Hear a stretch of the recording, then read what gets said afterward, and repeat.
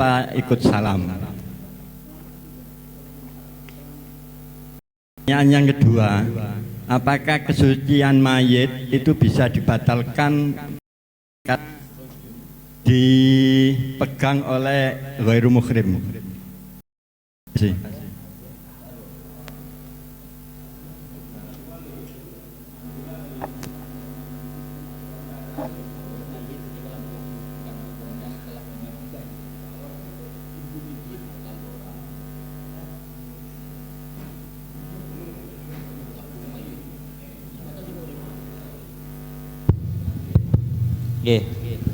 Untuk pertanyaan yang pertama membahas mengenai masalah kewajiban apakah nanti kalau ketinggalan beberapa takbir apakah wajib nambahi atau tidak, itu kan sampun wonten nggih teng keterangan Mubayyin teng kitab Fathul Mu'in wau teng riku dingendikaaken wa idza sallama al imamu tadaraka al masbuku ma baqiya alaihi minal azkar.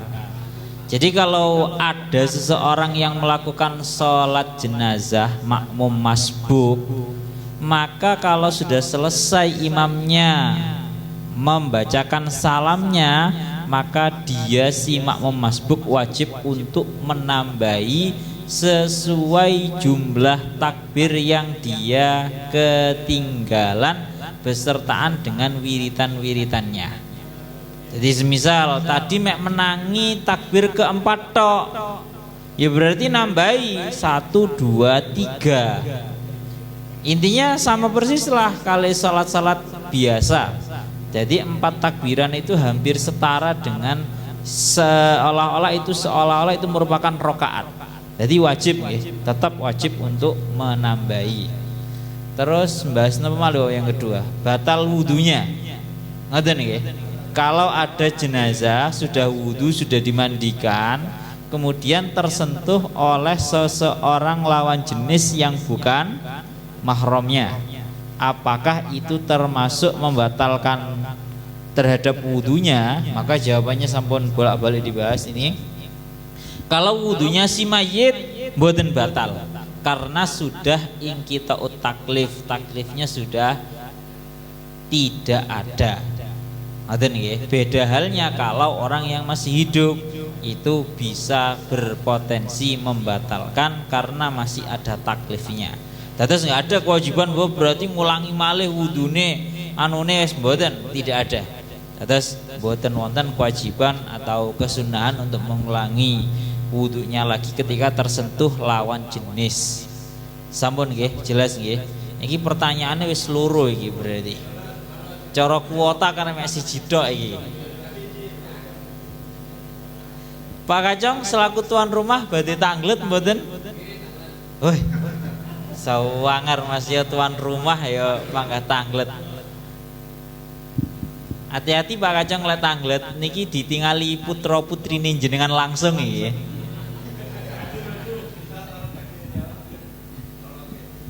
Tadi yang diterangkan itu Pak Mudin itu kapan tugasnya kok tidak ada sama sekali? Yang ngimami itu loh. Kenapa Pak Mudin? Kok Pak Mudin nggak ada sama sekali di situ? Ada Pak Kacong sudah lengkap ini. Yang ditanyakan dari segi apa nih? Ya Pak Mudin nggak ada. Sampean tadi tidak nyebut Pak Mudin belas kilo. Ponaan, dulur lanang, sembarang bapak mbae. Pak Mudin nggak disebut belas. Padahal itu tugasnya Pak Mudin itu. Terima kasih.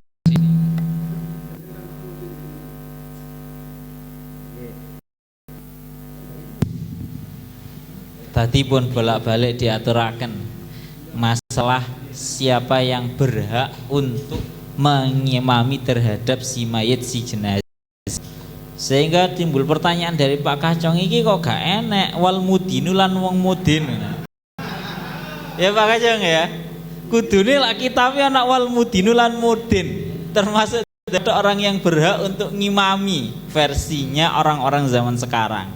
Mulane sebenarnya ngeten, kalau di dalam Fathul Mu'in kan sampun jelas ya, yang lebih berhak untuk mengimami, baik si mayitnya adalah seorang perempuan sekalipun, itu adalah kan ngeten. Tapi sebenarnya ngeten, alasannya dulu, kenapa kok yang di sini yang paling berhak untuk mengimami sholat bapaknya, kemudian sesuai dengan runtutannya ada di dalam kitab Fathul Mu'in. Bahkan yang terakhir adalah sanak kerabatnya. Alasannya adalah mereka selaku keluarga adalah orang yang paling terpukul, orang yang paling merasakan kesedihan, sehingga berangkat malah tambah seneng guys.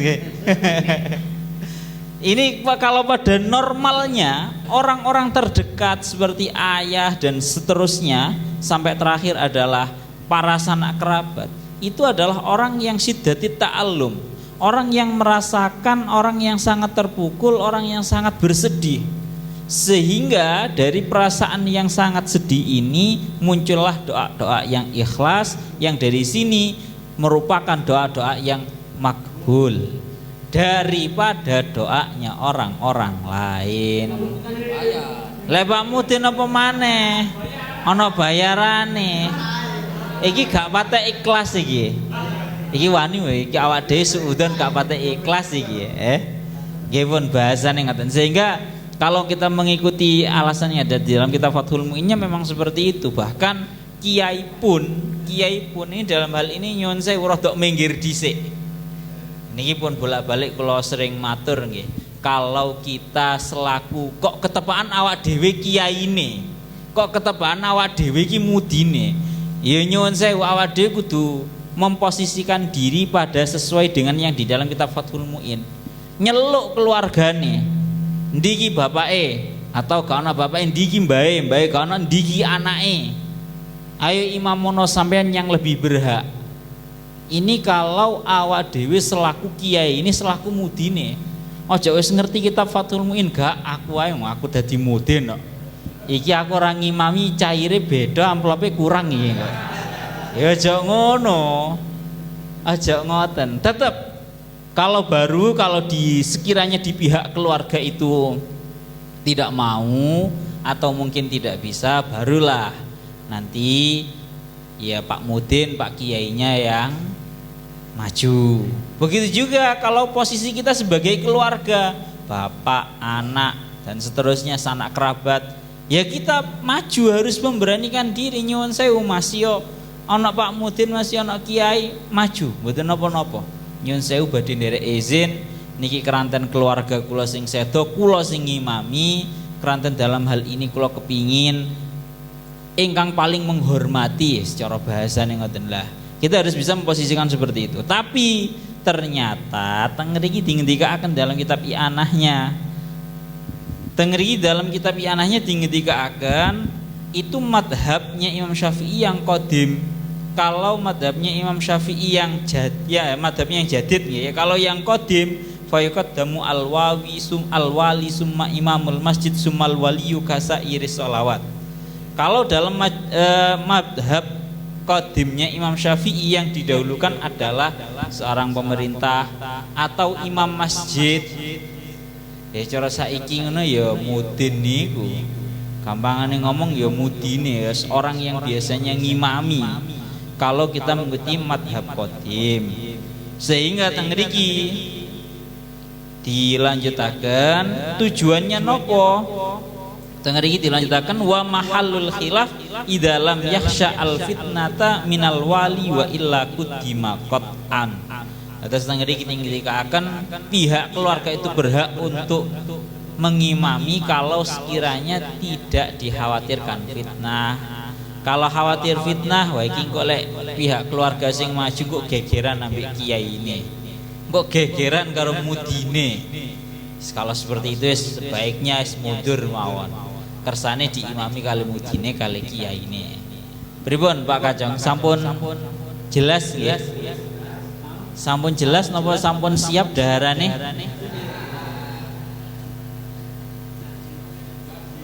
Pun monggo niki nderekaken tasik ada kesempatan slot pertanyaan napa mboten niki? Napa langsung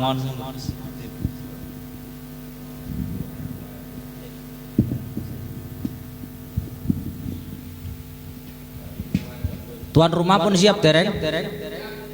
Lek dereng siap cek pertanyaan gayae pertanyaan asline nggih ngenteni tuan rumah niki asline. Enten pertanyaan malih mboten? Enten? Sampun? Tanglet. Tanglet napa penjelasan niki? Oh tanglet. Niki derekaken pun pripun niki? Assalamualaikum warahmatullahi wabarakatuh. Sebagaimana yang disampaikan oleh Bayin tadi, bahwasanya tidak ada kesunahan bagi ahli waris untuk menunggu tidak ada kesunahan bagi menyolati enggak masjid. Tidak ada kesunahan misalnya nunggu bapaknya meninggal dunia Gus, ketika tidak kesunahan untuk menunggu anaknya kan gitu. Itu kan tidak ada kesunahan ngenteni anak yang mestinya anaknya di pondok, bapaknya meninggal dunia. Bapak meninggal dunia, anaknya di pondok kan tidak ada kesunahan. Ngenteni anaknya kan tidak ada kesunahan. Ya, itu tadi penjelas seperti itu. Misalnya gini Gus, setelah ini sudah selesai semuanya, mau dimakamkan. Ini anaknya datang, terus istilahnya itu kepingin melihat wajah orang tuanya. Itu apakah itu juga mau sunnah itu Gus? Lah kan sudah mau dimakamkan itu melihat wajahnya itu loh, membuka kain kafannya. Apakah itu ada? Apakah hal itu sunnah atau tidak Gus? Ya wajahnya dibuka, wajahnya mau dimakamkan, anak kepingin wajah orang tuanya sehingga wajahnya di kain kafannya dibuka. Apa itu sunnah atau tidak gitu Gus? Boleh atau tidak ya? Gus, Assalamualaikum warahmatullahi wabarakatuh.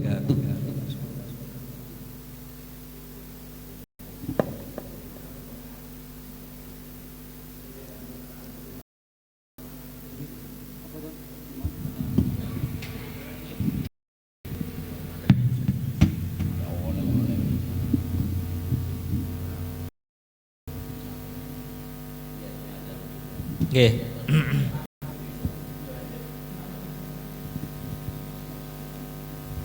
Denger iki yang dipertanyakan adalah apa ada kesunahan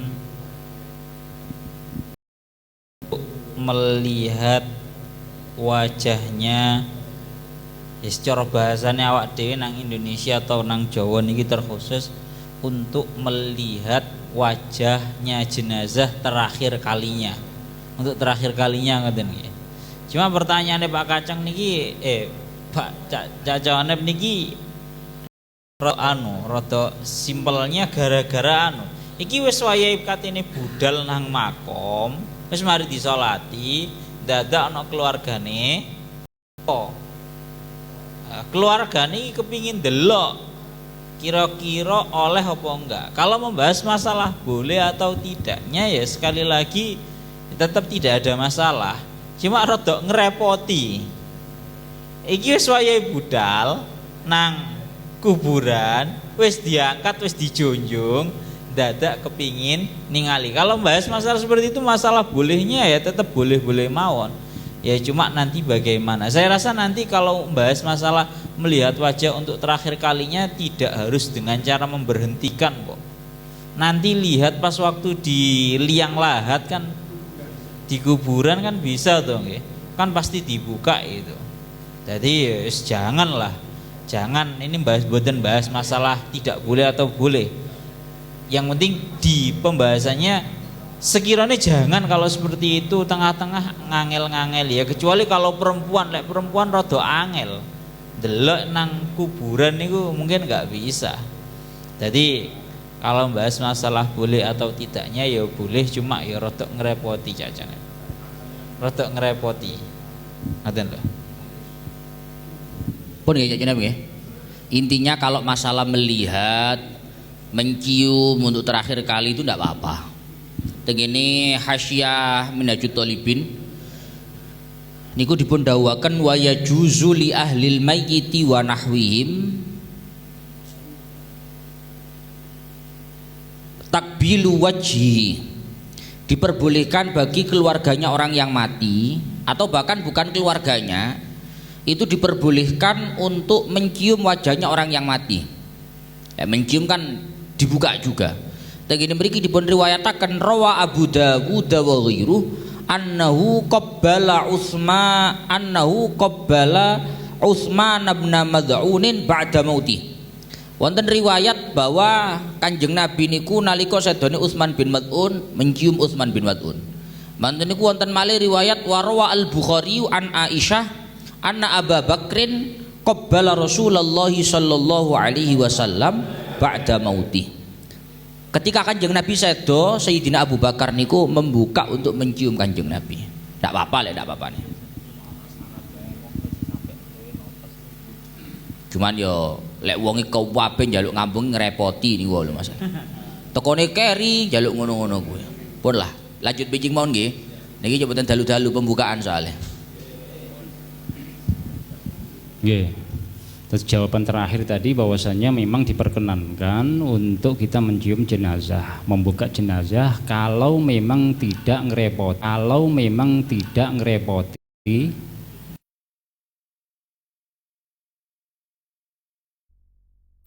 Alhamdulillah terakhir niku wau jawabannya dan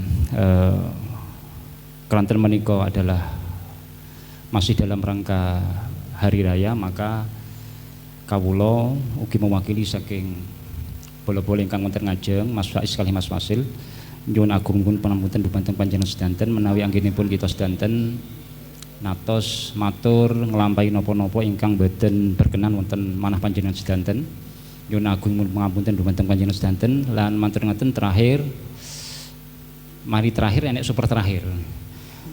Ya, terakhir niki kawula mewakili bola-bola matur sembah nuwun dumateng Mas Kadong yang konsisten meminta untuk menjadi Sohibul Bait setiap tahun, setiap awal kali pembukaan apa namanya pun ila yaumil qiyamah, bahasa ini video ini yang viral itu ila yaumil qiyamah sampai dino kiamat pokok sawir iki mau durung buyar ya. Dia konsisten untuk menjadi tuan rumah pada waktu Syawal. Nah, pada waktu Syawal, alhamdulillah dibuktikan dengan acara ini. Lajeng sepindah malih kawula matur dumateng mungkin ini teman-teman imam juga tidak begitu banyak, tapi kawula kedah sampaikan bahwa kemarin hasil daripada halal bihalal kemarin bahwasanya teman-teman imam, karena memang niki imam juga beberapa muhibbin daripada pengausan musawirin menika kita harus matur meskipun dedengkote ya gak ono dedengkote niki Mas Andi tengene Jepara kawula kedah matur sekedhik bahwa terkait masalah halal bihalal ini mungkin teman-teman imam pusat menika sepakat bahwasanya halal bihalal itu diadakan untuk pertama kalinya memang ke Jawa Timur, setelah ke Jawa Timur tahun berikutnya mungkin Jawa Tengah, dan kemarin setelah ada informasi Jawa Tengah akan mengadakan untuk tahun berikutnya di Jawa Barat dan Jakarta juga meminta bolo-bolo Jawa Barat, apakah itu mungkin Jawa Barat sendiri apakah itu mungkin napa namanya pun Jakarta dengan sekaligus luar pulau maksudipun Sumatera dan seterusnya masih dereng mangertos, tapi yang konsep daripada halal bihalal untuk teman-teman Al-Falah menika imam menika adalah konsepnya adalah 1 tahun menika Jawa Timur, matangkan berikutnya adalah Jawa Tengah, berikutnya berarti saged napa naminipun Jawa Barat atau Jakarta dan kembali lagi nih gini Jawa Timur meneh. Lah niku berarti bola-bola Jawa Timur saged 3 tahun. Berikutnya baru saged mengadakan napa naminipun halal. Kemarin memang halal bihalal sangat luar biasa nggih, dan antusiasnya bola-bola sangat luar biasa dan respon daripada muhibbin juga luar biasa.